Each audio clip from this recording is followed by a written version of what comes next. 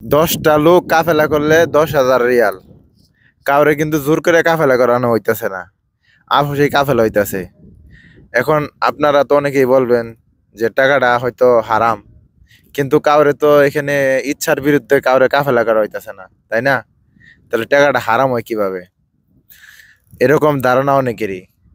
Saudi আরবে এরকম অনেকেই এই ব্যবসা শুরু করছে, কারণ সৌদি আরবে অনেক লোক বিপদে আছে, যারা কাজের কথা বইলা লোকের কাছ থেকে টাকা নিতেছে। কারো কাছ থেকে 2,000 রিয়াল নিতেছে, কারো কাছ থেকে 1500 রিয়াল নিতেছে, কারো কাছ থেকে 3,000 রিয়াল পর্যন্ত নিতেছে, কারো কাছ থেকে 500 রিয়াল নিতেছে। নেওয়ার পরে কাউরে কাজ দিতেছে, কাউরে কাজ দিতেছে না।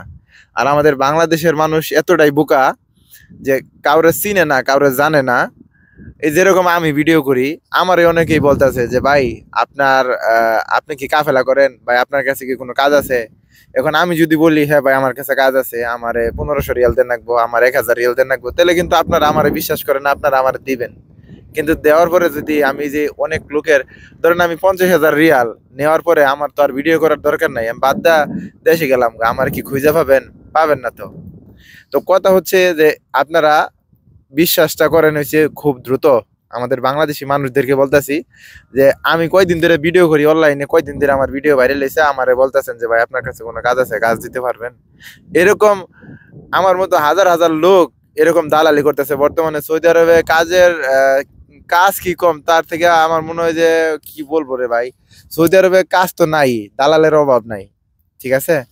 তো এই যে আমার যে কথা ছিল যে টাকাটা কি হালাল না হারাম, আসলে কাউকে তো এখানে জোর করা হইতেছে না। আপনি কাজের জন্য টের নিতেছেন, আমি কাজ করে আপনারা টাকা দিতেছি, ঠিক আছে? কাজ করতেছি, আপনারা কাজে লাগাইতেছি, টাকা নিতেছি। কিন্তু এই যে বাংলাদেশ থেকে যে 1,000 রিয়াল আনলেন, মানে বাংলার টাকা আনলেন হচ্ছে 50,000 টাকা, 1,00,000 টাকা আনলেন, এই দেশে আপনি রিয়াল নিলেন কার কাছ থেকে? এই যে আপনি 4 লাখ টাকা খরচ করে আইছেন, 3 মাস 4 মাস পরে আবার বাংলাদেশ থেকে 1,00,000 টাকা আনলেন কাফেলা হওয়ার জন্য। এই যে পরিবারের যেখানে টাকা দেওয়ার কথা আপনার, আপনি উল্টা আরো পরিবারের কাছ থেকে আনলেন। পরিবারের যেখানে কিস্তি দেওয়ার কথা, সেখানে আপনার পরিবার আর আপনাকে লোন করে টাকাটা দিল, আর আপনি আইনা দালালকে দিলেন, আর দালাল সেই টাকাটা নিল। আচ্ছা, দালাল তো কাজ করে নিছে, বাংলাদেশ থেকে তো আপনি দালালের মাধ্যমে আইছেন, তাই না? দালালকে তো 3-4 লাখ টাকা দিয়ে আসছেন, তাহলে দালালের টাকা কি হারাম? না, আপনারা বিবেচনা করেন। আমার কথা হচ্ছে যে অনেক বাংলাদেশি ভাইয়ের কাছে কিন্তু ফ্রি কাজ আছে। ফ্রি কাজ থাকার পরেও কিন্তু এই প্রবাসের মধ্যে অনেক প্রবাসীকে সাহায্য করার কথা করে না। আমি প্রবাসী, আপনিও প্রবাসী, এখানে আজকে আমি বিপদে পড়ছি, আজকে আমারে দেখবেন, আপনি কালকে বিপদে পড়বেন না, এরকম কোনো কথা নাই। কিন্তু এটা এখন আর এই উপকারের যে একটা দিন, এই দিনটা এখন নাই। কারে কিভাবে বিপদে ফেলায় টাকা পয়সা ইনকাম করা যায়, বর্তমানে এই দিন চলতেছে। ঠিক আছে? তো সৌদি আরবে যারা আছেন, আমি মনে করি যে যদি সম্ভব হয়, অনেক বাংলাদেশি ভাই বিপদে আছে, অনেক বাংলাদেশি ভাইয়ের কাজ কাম নাই, ঠিক আছে? যদি পারেন কাউর এমনিতেই হেল্প করেন, কারণ 2500 রিয়াল, 2,000 রিয়াল, 1500 রিয়াল বাংলাদেশ থেকে 1,00,000 টাকা, 1.5 লাখ টাকা আনাটা একজন মানুষের যে কতটা কষ্ট, পারে না শুধু সে মৃত্যুবরণ করতে এই প্রবাসে। কারণ কি জানেন, তার পরিবারে তার হয়তো মা বাবা আছে, তারপরে ভাই বোন আছে, অনেকেই স্ত্রী রাইখে আসে, বাচ্চা রাইখে আসে।